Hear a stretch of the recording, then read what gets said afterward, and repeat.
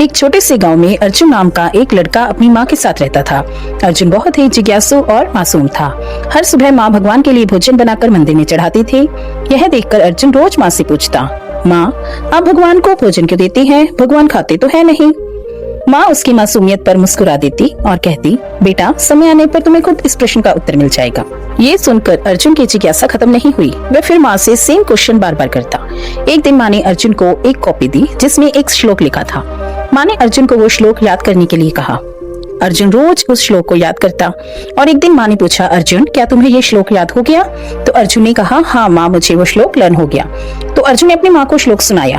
अर्जुन ने उस श्लोक को बहुत अच्छे से याद किया। माँ ने कहा, अर्जुन अब अपनी नोटबुक खोल के देखो, क्या वो श्लोक अभी भी वहाँ पर है? अर्जुन ने जैसे ही अपनी कॉपी खोली, श्लोक वहीं पर था। अर्जुन के पुराने प्रश्न का उत्तर देते हुए माँ ने अर्जुन को समझाया, बेटा जैसे तुमने श्लोक को याद कर लिया, फिर भी श्लोक अभी भी उस कॉपी में लिखा हुआ है। वैसे ही भगवान मटेरियलिस्टिक चीजों को नहीं मानते, उनको कोई भी खाने की भूख नहीं है। वो हमारे भाव और नियत को देखते हैं।